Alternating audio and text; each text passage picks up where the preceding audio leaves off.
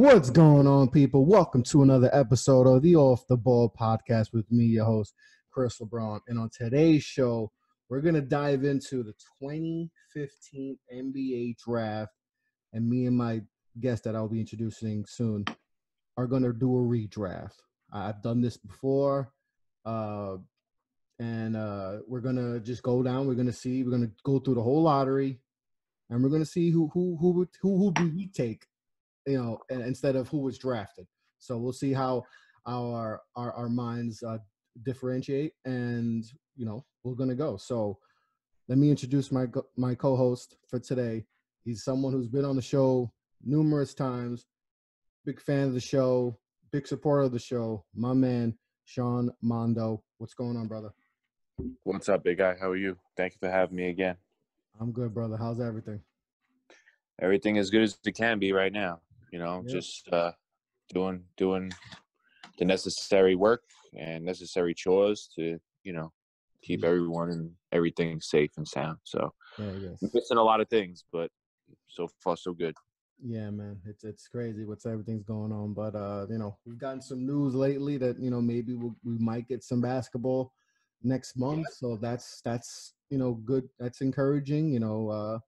Hopefully they take the right, precautions, to be safe with as far as staff and players and all that. So that's another hurdle they'll have to go through. But, just overall, the numbers, have gone down with as far as cases and fatalities.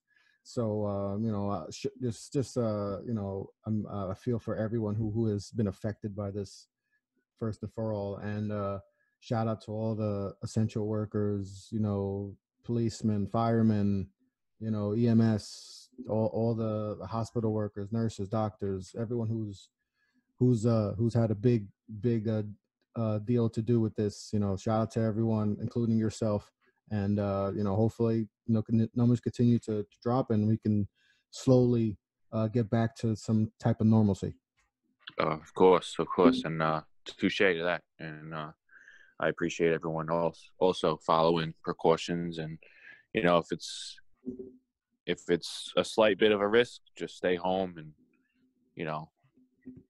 do your thing to keep yourself safe and everyone else in your family safe. And can't stress that enough. So yeah. I appreciate you shouting everyone out on the front lines. Yep. And everyone that's listening, thank you from my family to yours. So appreciate it. Yes, of course. So like I said, we're going to be redrafting the 2015 NBA draft. And, all right. Kind of, stars, the little star started at the top, yes. with the draft. But, like a lot of drafts, you get a kind of a dip in player, what's that word? Player, just type of a good player, how great the player is. And in this draft, it's definitely like that. So how we're going to do this is kind of similar how I did with the previous draft. I think I did 2013 draft where Giannis, Giannis draft, where he was, I think, the last pick in the lot, the 15th pick. And we redrafted him, and obviously he went number one. So as he should have. Yeah, as he should have. Yeah, it's so crazy to think that a guy that good dropped that late, but in this draft we'll see how it goes. If it's chalk, we'll switch it up. But Mondo, since you're the guest, I will give you the number one pick, and the number one pick was the Minnesota Timberwolves, and they took Karl Anthony Towns. So who was the selection? Well, if this one's no debate, I'm going to have to agree with the general manager from the Minnesota Timberwolves at the time. And I'm going to select Karl Anthony Towns also because of his size, his athleticism, and his overall NBA game at that age. And as we see now that he is a total complete player, and he's improving, which is very scary. And also, Karl Anthony, RIP to his mother due to this. Yeah. It's such a sad situation. Yeah, I know he was really very close with his mother, as most of us are with our mothers, and can only imagine the pain he went through. But I'm going with Karl Anthony Towns at number 1 for obvious reasons, and I think it's self-explanatory. Yeah, I mean, and just think about him coming out of Kentucky. I mean, he was just a dual everything, and they had that season where they almost went undefeated, and they lost in the Final Four to Wisconsin, which was kind of shocking. Yes. With the talent they had on that team.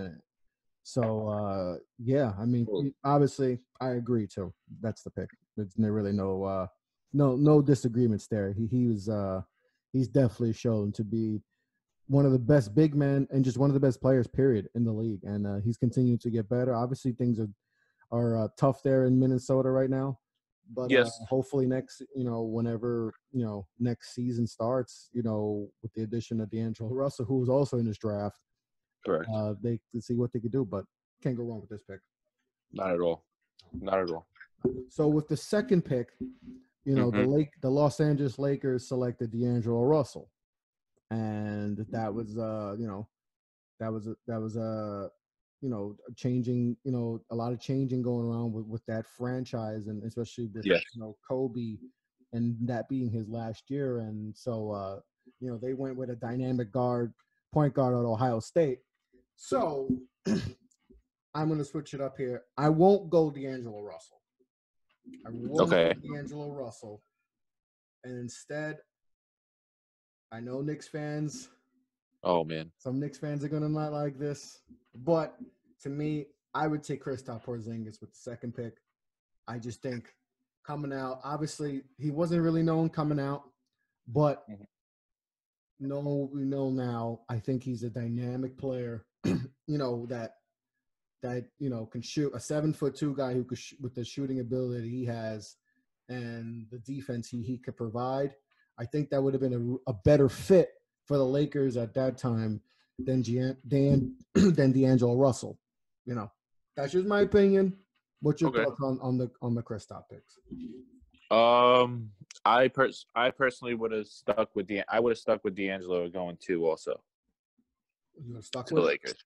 Yeah, just because I know the fact of his immaturity that we saw, and then his growth from the trade to my Nets a couple of years back. And honestly, I think it would have guys like him don't come often either. No. And I say that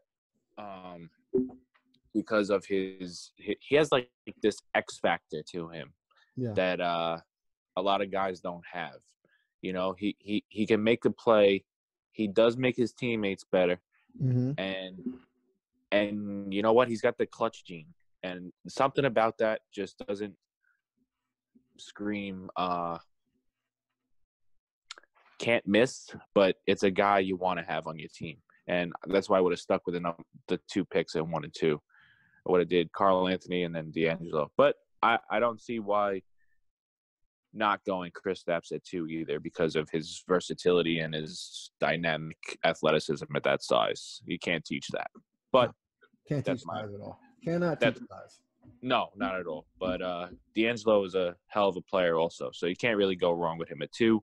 But we know the history of what that pick was. Yeah. And how we're doing the draft is obviously we're looking at the players now too. Also, you look at how they're you see the outcome now. And D'Angelo at first he was people were skeptical. There was talent there, but he didn't show. He definitely wasn't showing, especially when he was with the Lakers, why he was deserving of being the number 2 pick. He just didn't have the maturity, obviously the whole situation with Nick Young and that whole Snapchat incident. Correct. But it just didn't work out in LA. And it didn't work out for Lonzo Ball either. And both these guys have shown, with their new team, obviously D'Angelo's on the Minnesota and he was on the Golden State before. But when he got to the Nets, he wound up changing a franchise kind of. And it's crazy, how a player of his stature was able to change the future of the one franchise. So yes, very true. It's not. We can't just. I don't want to just. We can't just blame the player. It falls on the Lakers too for that also for how everything was structured and obviously Kobe's last year, it was always going to be about Kobe and stuff, and not essentially developing, D'Angelo. So I think that hurt him too in a way. But he's shown that he's definitely worthy of being the number 2 or 3 pick. So yeah, Totally. yeah. So we got Philly up next. And I remember this draft, and I was so ecstatic that there was going to be a good chance that Philly took Jahlil Okafor. That Jahlil Okafor would be there at 4 because they took, they had took Embiid the year before. So I'm like, okay, there's a good chance the Knicks are going to get the big man. Didn't happen, and they selected Jahlil Okafor out of Duke. Obviously, his first year in the league, he averaged, I think, 18 and 6 or 7. So he showed, and he still to this day shows that he has the talent. It's just obviously a big man, especially the way he plays. He plays like a traditional big man. And obviously, as we've seen the league change, even in just, 2015, that's 5 years ago? In just 5 years, how the league has changed. Right. So, obviously, he's not going to be a guy who's going to be a featured guy in the team. But if this was 10 years ago, we're talking about 2010, he's the number 1 overall pick. Oh, yeah. There's no doubt, because the way, and if you look at his production at Duke, won the national championship, was a big part of that, obviously. So he was selected 3rd. They kind of messed up, but you're on the clock, Philadelphia. Who the Sixers taking? And obviously I have to go by who's left, right? In our mock here. So we got Towns gone, we got KP gone. So right here, I think I'm gonna have to go with my friend D'Angelo Russell, and it's quite easy for a reason why. I think when you look at Philadelphia now and them selecting Okafor at that selection, it was they wanted to build talent. They wanted to acquire assets. Jahlil was definitely an asset, and obviously, it went south. But knowing that they had Embiid, and knowing that I'm on the clock here and I'm looking at a point guard that has terrific passing ability, can work in a pick and roll, can get Joel the ball, but also when Joel gets double teamed, he can give it to D'Angelo, and D'Angelo can, go off, as they say, and get his shot selection and really scoring in buckets. And I think that's a easy selection for Philadelphia here in our redraft at 3. So D'Angelo Russell at 3 sounds like lock it in. And you just think about if they take D'Angelo Russell, and just how that would play out now, with D'Angelo being a dynamic point guard, how that changes. Maybe, do they still struggle and then have the number 1 pick again the next year? I think they take what Ben Simmons was the year after, right? If I'm correct. Ben Simmons, yeah. Ben Simmons, do they even take Ben Simmons? Yeah, do they even take Simmons? But knowing them, they probably still, because they just draft the same positions. But it could have changed. It definitely could have changed, and we're looking at a different type of team that's not looking to try to find another scorer. Oh, you know what's funny though? I'm obviously I have a computer in front of me, and I'm kind of, I was curious. Ben Simmons went 1, but Brandon Ingram went 2. That changes too. So if you're looking at the Sixers having the number 1 selection, they might look at a guy that can score and be athletic like Brandon Ingram. He might go. They might have went 1 with Brandon Ingram. You're right. Because obviously, just without being a homer, I love Brandon Ingram coming out. Obviously the Duke guys, but if you just look at him this year and the improvement he's made to be one of the best scorers in the league now. Imagine. Let's say they stink again. They get the number 1 pick in 2016. The Ben Simmons option, they might be looking. They're like, okay, we got our point guard, a dynamic point guard. We got our center. Embiid showed that he could play. Even he'll play limited games, but we can add a wing to that. Oh my, who could shoot? Forget it. Play. It's just crazy how just one move can change everything. Yeah. You know, because Yeah. if they do what we're doing there and they take D'Angelo, we might be talking about a whole different type of Sixers team. Totally. You know? Totally. So I think it's always crazy, especially in basketball, how you know one player can legit change everything. Yes. Every play. It's amazing. It's crazy. It's crazy. But yeah, D'Angelo Russell with the Philly, that would have been very interesting to see that dynamic with him and Embiid and Yeah. how that would have gone on for the future. But Totally. yeah.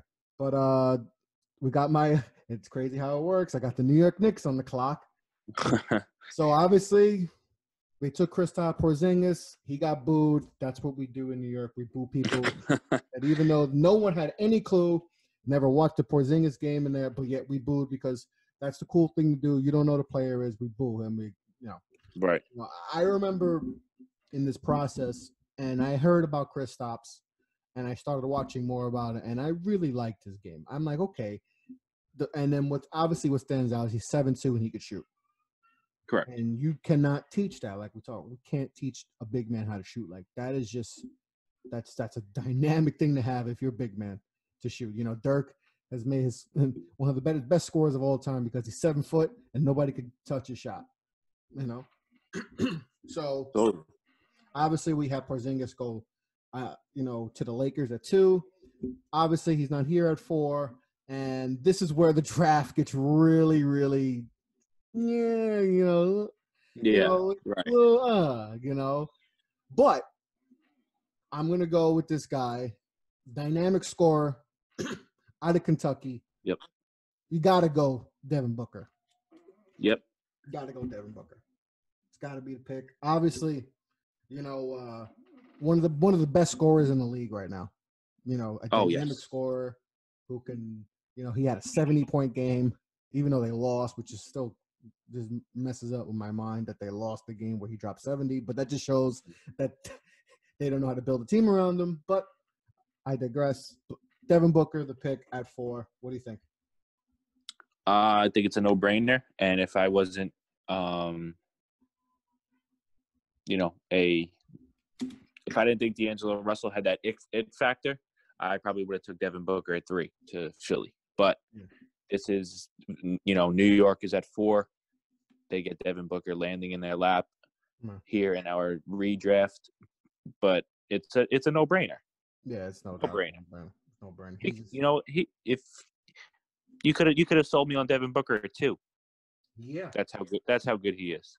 And I was conflicted, but I just feel like Porzingis, just because he's such a rare breed of type of player, I think that would have fit better with LA, especially with Kobe. Remember, Kobe's still on the team. This is his last season. Yes. So Devin Booker may have got lost in the shuffle. Where in the Knicks, you have him here. I mean, I'm trying to think of their team back then. I don't think they obviously didn't. And they had no one at the 2 that he would have not played over. So he would have got his shots. He still would have been just as dynamic as he was in Phoenix. So they could have taken him at 2, but I think he would have got lost in the shuffle, same as D'Angelo got lost in the shuffle with LA. So I Absolutely. think Booker at 4 to the Knicks. I think looking now and seeing how Devin is, I think the Knicks will probably be a little more faster in the process because, listen, Devin's went through a lot of the same crap that Porzingis went with the Knicks, and and to think Kristaps, when he got hurt, they were actually fighting for a playoff spot. Compared to Booker, their teams were still they were still trash. Yeah. So Devin has shown that he's been loyal to a bad team, which he probably shouldn't, but Hey. him, but maybe that we keep the Knicks keep Booker. They don't have to worry about that. They traded Porzingis in this if this situations were switched, and maybe it's different. Like we said, man, one player can change the whole draft, the whole landscape of the game. You ain't kidding. It's crazy, but that's the pick, Devin Booker. So with the 5th pick, Orlando's on the clock. They took Mario Hezonja. Mario, man. there's obviously he was on the Knicks last year. This year, I honestly I don't know what team he's on. I think he's on Phoenix actually. That's a great question. I'm I gonna say believe he's on last time I Phoenix. saw him, I thought he was on Portland. I believe he's on Portland. You're correct. He's on Portland. I messed up. I thought he was on Phoenix for a second, but he's on Portland. He he hasn't. You see some games where he looks like he might be that guy. Then you see most games where he's not. Career 41%. Field goal shooter, 32% from three. Hmm. Just not the just obviously wasn't worthy of the pick. No. He was highly thought of. I remember hearing people people saying that he's better, that he could have been the second or third pick. As Oh high as man. that. So, and obviously he hasn't shown that. He's gonna be a career rotational player. End of the bench type of guy. But obviously, I don't think he's gonna go here for you. So, who do Orlando take with this pick? Well said about Mario Hezonja. I think he's just going to be one of those guys that comes in, gives you good quality minutes, and then heads to the bench. That's about it. I think that's his ceiling. I know his potential was high, but Orlando just missed on him, and he's been on a couple of teams now. But knowing that Orlando did have a young man, I believe they drafted the year prior, Vic Oladipo. Yes. Who is very good, if I may say, healthy. Yes. I'm going to give him another athletic teammate. And I might shock you here, but I really like this young man's growth. And he didn't get picked in the lottery here. And I know who you're thinking. It's not him, but it's going to be Kelly Oubre out of Kansas. Okay, Kelly Oubre, who's shown he's definitely improved his game. Correct. And I think he came out of Kansas a little too raw. I think he needed another year to develop. Yeah. But watching him over the years in the league and playing well and having a role, he's supremely athletic. I think he's a great running mate with, a quality guard like Oladipo and his teammate Devin Booker now. And he just gets into the lane. He takes out those power dribbles and can play above the rim. And he, you know what? I think he has kind of that eye test, good defender, NBA bodies that he can, you have him on the team. He's long, he's, wiry. Mm-hmm. So that's the reason why I'm going Oubre at 5 to Orlando. Yeah. And I think that would be a nice fit because, they draft Aaron Gordon the year before. And in the year prior to that, they draft Oladipo. So that's a nice young core they have. That's a nice, True. Nice young core they would have if that would have been the case. Absolutely right. And I think that's a decent, building core going forward to the next year. And who knows? Yeah, that's definitely a solid piece. Oubre's he's definitely improved his game, since going to Phoenix. And it might be a reach in our redraft, but I'm a big fan of Oubre, honestly. Honestly, I'm just me looking at the board right now. That's not really much of a reach for me. I mean, there's not, like I said, we talked about before. This draft's kind of right. We're at the point right now where we're taking some. There's a lot of guys who reaches here. I mean, looking at how the draft was. I mean, it wasn't a very pretty draft after around this pick. It gets a little, and then some guys late that go really late that should have been lottery. Yes. Agreed.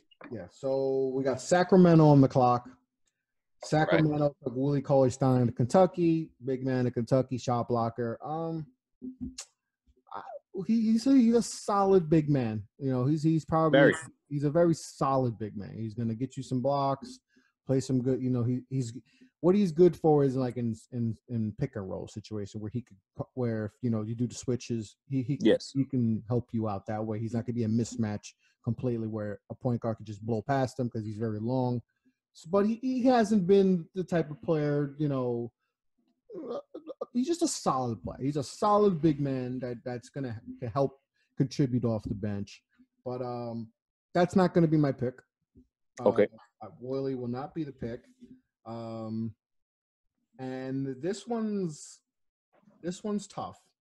This one's tough. But I love this guy personally. He's one of my favorite players in the league. I'm going with Montrezl Harrell out of Louisville. That's Yeah. He's just he just does everything. He kind of does what some of the stuff Cauley-Stein's done, but he's just more physical and just a better offensive player. And he's shown that he's just a dog. He gets after it. He's just one of the heart and soul of the Clippers, and that's the pick. I love Montrezl Harrell. Yeah, that's a hell of a pick there. And his actual pick, where did he go? 32? You said earlier. He goes 32 to Houston in round 2. He goes in the second round. Wow. Which is crazy. to see the player he is now to be a second round pick, a lot of people messed up. And I think people should have. He had a great career at Louisville. I think people should have just looked at him more and just be like, okay, this guy, he may not be great at one thing, but he's just good at with a little bit of everything. So people miss, and look at he's going to get paid this offseason too. So yes, he is. That's going to be interesting too to keep an eye on. Yeah. But yeah, I agree. 6, yeah. So Solid. we got Detroit. No, I messed up. That's 8. 7th pick, Denver Nuggets. They take Emmanuel Mudiay. His journey to the league was different. He was one of the top high school players coming out. He didn't go to college. He was committed to SMU with with Coach Brown. Wow. Who's one of the won the championship with Detroit. Obviously people know he coached 87 different teams in the NBA. Brown, he coached every team. I feel like he coached every single team in the league. Obviously his worst stint was the Knicks, but that's a whole different story. Super prospect. He was just Harold. He was people were talking about him like he was going to be a star. Yeah, just very inconsistent in the league, which is going to be the case with a lot of these guys we talk about.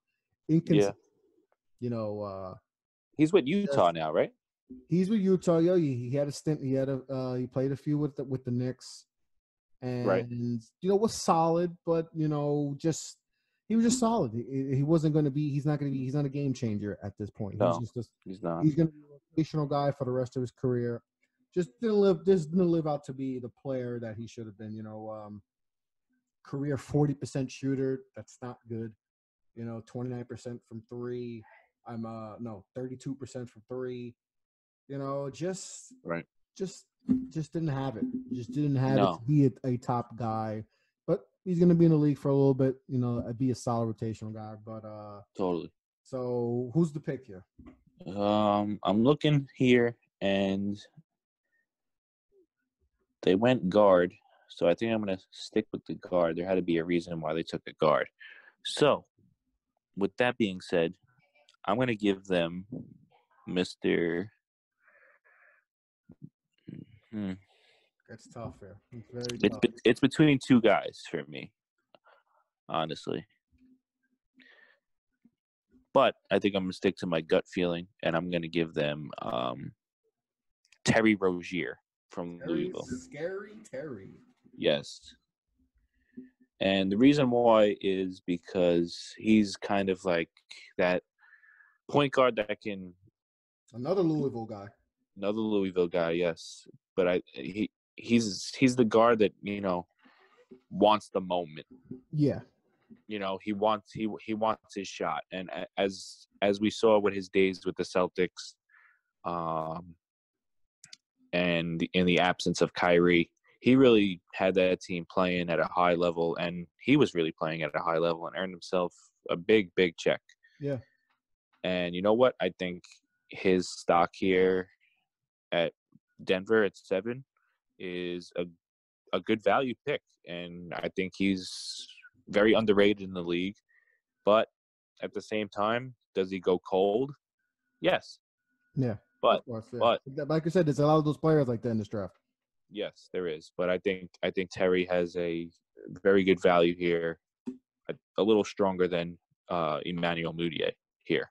So I'm going to go Terry Rozier and change that pick. And I think Denver will not regret it going forward because he plays defense too, Yeah, and he's a solid that pick. helps. That helps every NBA team. Yeah, yeah, for sure. That's definitely a solid pick for Terry. You know, did some good stuff when Kyrie was out, and you know, he's with Charlotte now. He got paid, so that's definitely a good pick. So we got Detroit up next. Detroit took Stanley Johnson out of Arizona, and I thought this was a steal. Yep. And that, I don't know if you remember that playoffs, they played the Cavs, I believe, and he was guarding LeBron pretty good. Yes, he was. Even though they lost, and he really showed, okay, this kid's going to be good. And obviously, it hasn't. He hasn't shown that since. You know, a career 6.6 points per game. You know, 3 rebounds, 37% shooter. Just hasn't been. I honestly I don't know where he's even playing right now. I gotta check. He's with Toronto right now, and Wow. You know, he's been on a few teams already in his short stint in the league, and like I said, year one looked like very promising, and then after that, just hasn't shown it. So obviously, I'm not gonna take Stanley Johnson here, Right. And with this pick, like we said, it is tough. It gets tough, but I'm gonna go. I'm gonna go with Miles Turner. I'm gonna go Miles Turner. I like that. Out of Texas, now is a member of the Indiana Pacers. Who's this year he struggled a little bit, but he has all big men that can move, can block shots, can move around the paint.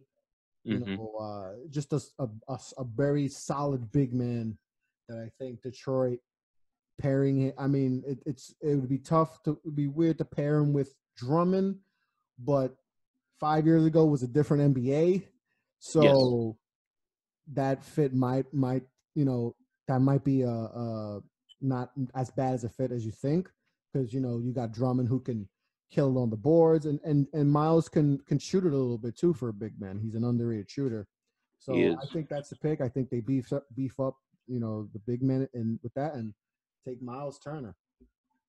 I like it. Very good pick. Solid. Good player overall. Solid big man. And you still need big men. Even in today's NBA, you still need solid big men who can help clog the paint. And he could block shots, and he's not a liability. He could shoot, so that helps him. He could shoot. I'm looking at his 3-point. I mean, he shoots 35% for a big man. Yeah. So I know he doesn't take as much, but it's still solid for a big man to shoot 35% from 3. So totally. I see a lot of Aldridge in him. Yes. But at a higher athletic ability. I think he has especially defensively. I think his sky or his potential sky to the limit is still yet to be determined. Yeah. Yeah. Especially especially the bonus there. Yeah. I think it's gonna be interesting to see where he ends up too. I think there's gonna be a Pacer trade somewhere in the works. Yeah. Maybe we'll definitely. That's for another day though. Yeah, we'll definitely see that. So ninth pick. We got Charlotte, and they took Frank Kaminsky out of Wisconsin. Obviously, he was made some big shots, especially against Kentucky in the Final Four. Went to the national championship, played Duke, but had a great season for that Wisconsin team. That's one of the most underrated teams in college basketball history. But a big man that could shoot a little bit. Obviously hasn't panned out to what we expected. Just kind of a rotational big man at this point that can hit a 3-pointer here and there, and can do some shoot a little bit. But Frank Kaminsky's here. What do you think? You think is this the pick Uh, still, or are we going to go something different? no, I think I'm going to change the pick. Also, I don't think he's not my typical NBA desired pick that much. I know he had a decent college career, made himself some money, but I think I'm going to go elsewhere with this pick. And I think this young man that I'm going to pick is someone he played against in the national championship game, and that's going to be forward Justice Winslow. Okay, Justice Winslow.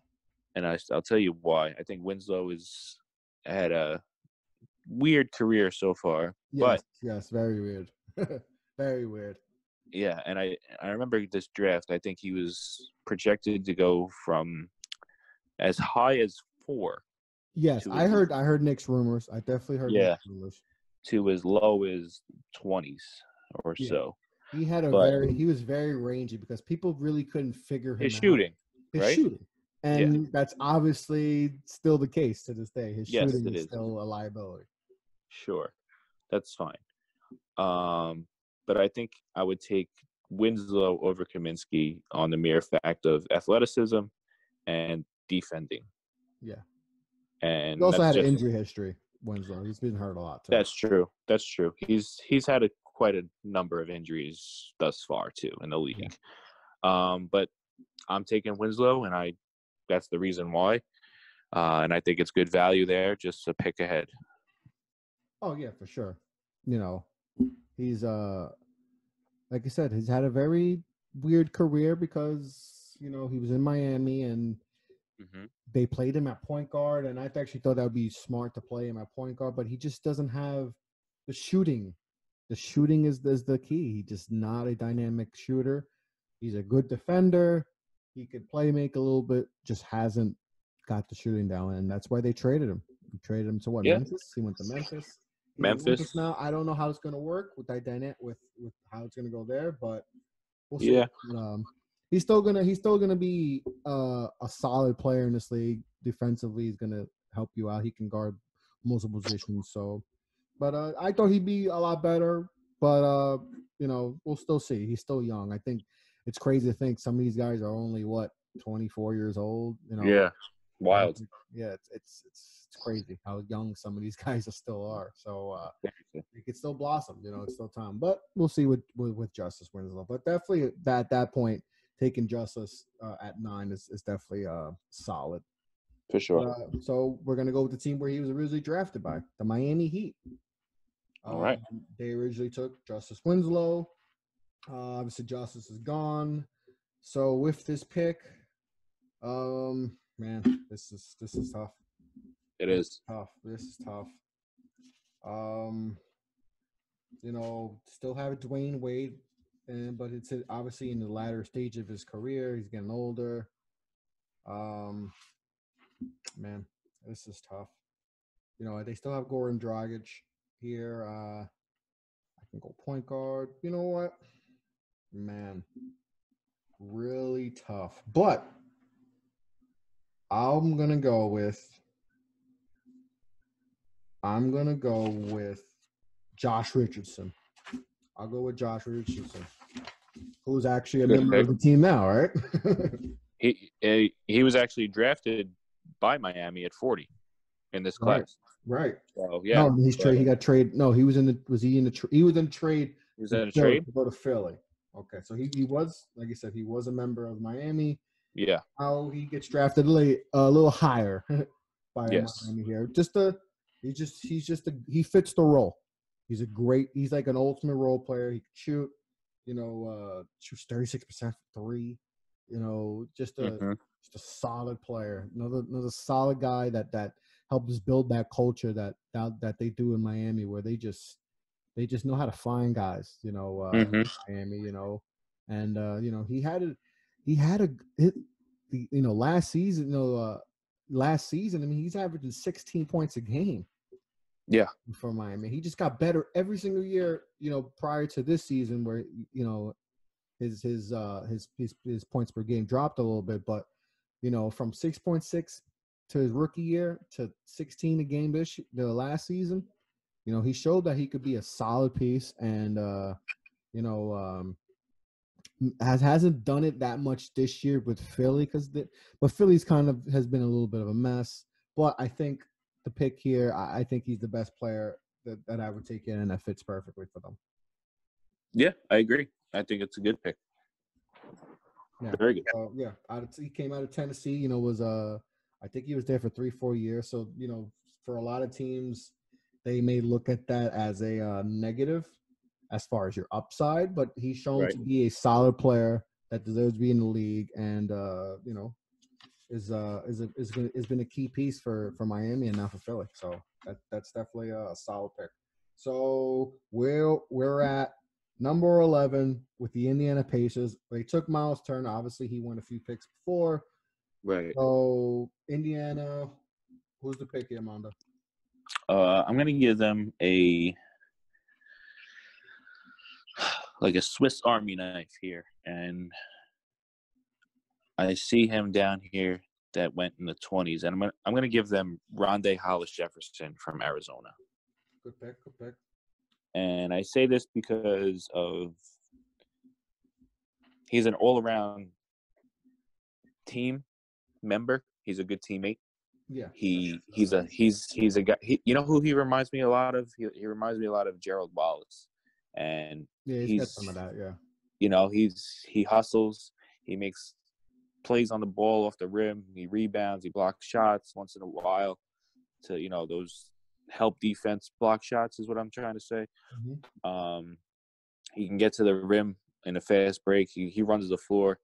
Not the best shooter, but, has good athleticism, and he's just doing what he can to help his team win. And I've seen him personally on my Brooklyn Nets because he was traded for, I think, later on in this draft also for Pat Connaughton, I believe, later rounds. But yeah, I think Indiana looks to add a versatile member to their squad here, and they add Rondé. Yeah, just a versatile forward who can, defend a little bit. Has averaged a steal a game throughout his whole career. So just a solid, like I said, another solid. And we're gonna see this a lot in this draft. A lot of solid players in this draft, and he's one of them. He's just a nice piece to a team, a rotational piece that can make some shots, can score a little bit, and that's a good pick with here. For sure.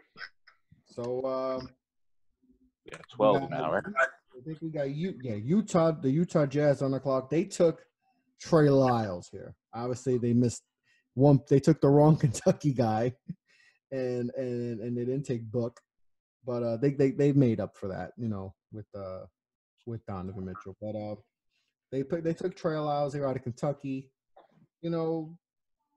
He's just a guy, I guess. I don't really see any much more than that with Trey Lyles. I think he's just a guy at this point. Yeah. It's just a solid, like I said, another solid, player who could probably guard stretch four kind of fours, Yeah, that's probably what he is. Career 34% shooter.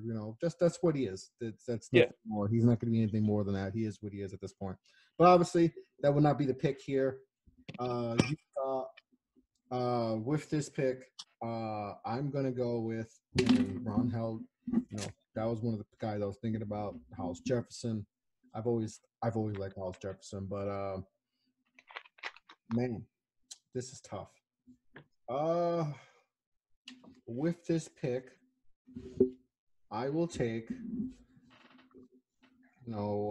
Utah's are trying to find a point guard for a little bit, so I'm gonna go with the Duke guy. I'm going with the Final Four MVP. I'm gonna go with Tyus Jones at Duke. Nice. Didn't think that was happening. I think they already have Dante Exum at this point, and he hasn't really. He's not that guy. So I think they take Trey Jones, who's just like I said, a very solid point guard at this point in his career. Can do some stuff defensively, has definitely improved his offensive game, and just has great leadership skills. And I saw it at Duke. I watched so many Duke games, and he's just a solid leader, and I think that'd be a solid piece to this Utah team who can use trying to find their next point guard, and so I think that's the pick.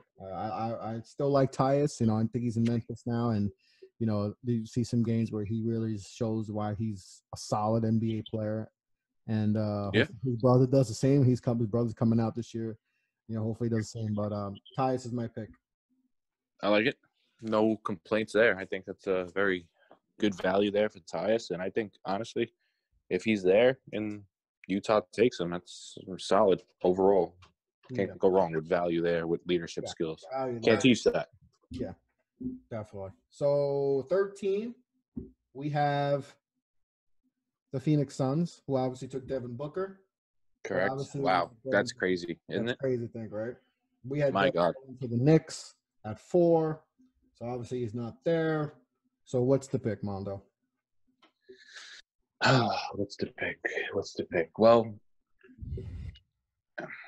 you might laugh at this, but I think the way Phoenix is, they're very quirky, and I think they would have a lot of fun with this guy. And I think we slept on him early, but I think it's now looking at everyone available. I think with this pick, I'm going to take Frank Kaminsky because of. Wow. Okay. Well, I say Frank because I think he's earned it. I think he had the great NCAA career. His name is out there. He's in the draft war room. He's looking at all these names go, and he's time is up. I think he's ready to come and be that guy for the Suns and hit those shots and really someone we could have fun with and build around. But unfortunately, we know how the Suns operate, and this probably is a failure. But I'm gonna let that not be a topic of conversation. But I think this is a good value for Frank to go here at 13. Yeah, at this point, you can just go with the upside. At this point, we know how his career is going, but him coming out, he was a solid prospect coming out. He showed in a tournament what he can do. But obviously, we know that he's shown that he's not as what we thought he was going to be. But with Phoenix, and it's funny to say he's on Phoenix now. So. And, how funny is that? Yeah, and he's on Phoenix now, and he's kind of a good solid piece there for Phoenix. Yeah. He 11-5 right now. I think he comes off the bench. Solid piece that he fits in that role. So, that might be he might have had a better career if he had gone this way. So, solid pick though. Yeah. All right, so we're gonna round off the lottery here, and Oklahoma City took Cameron Payne here. And now, before you get going here with this, I thought this was a steal at 14. I think most people did.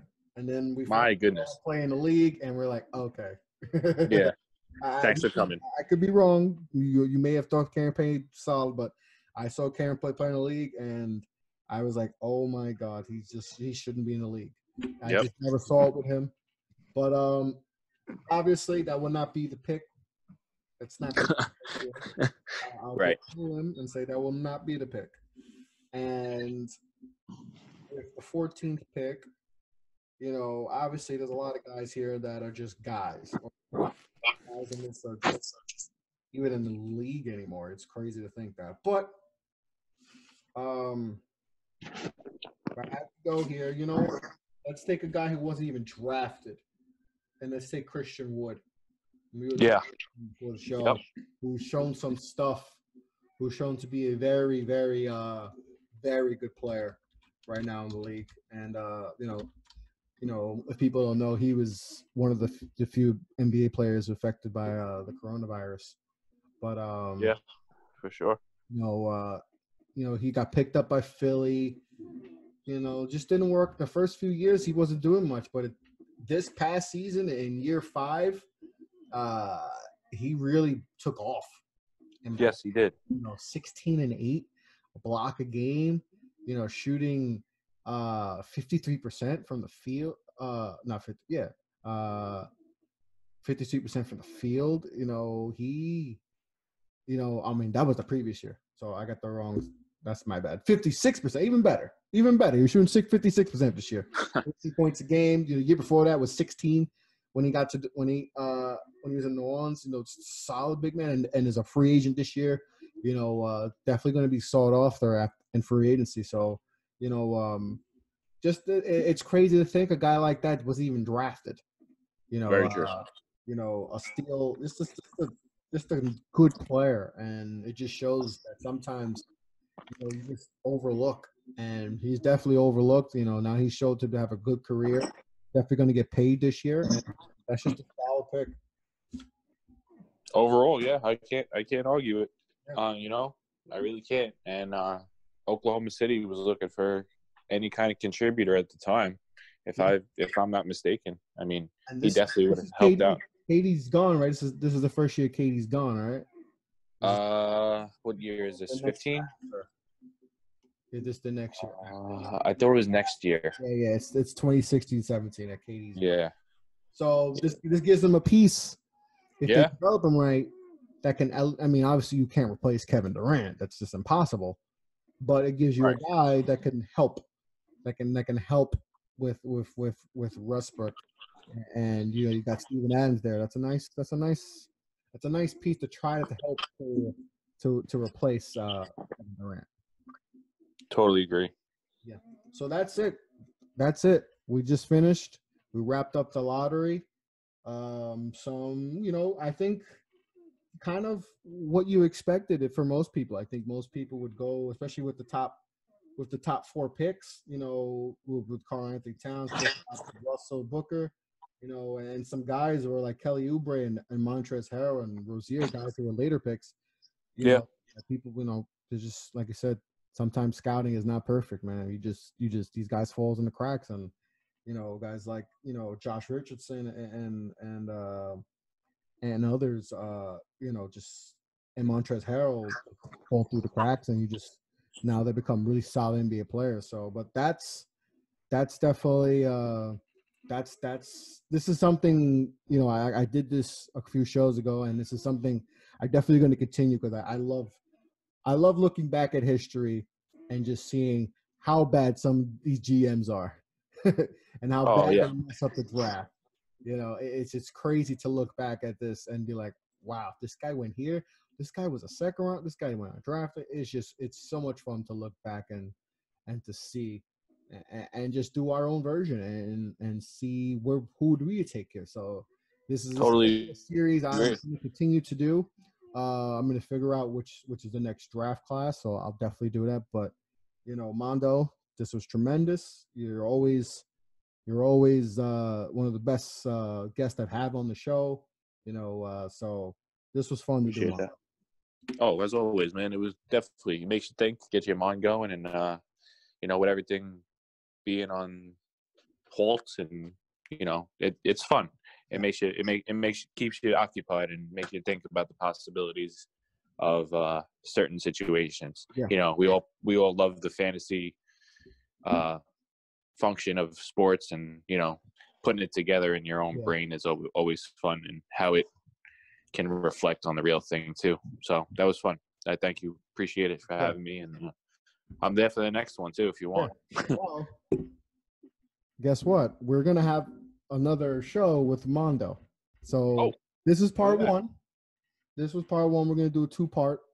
We're gonna have Mondo again, and on the next show, we're gonna talk about the Last Dance documentary and how what's been surprised.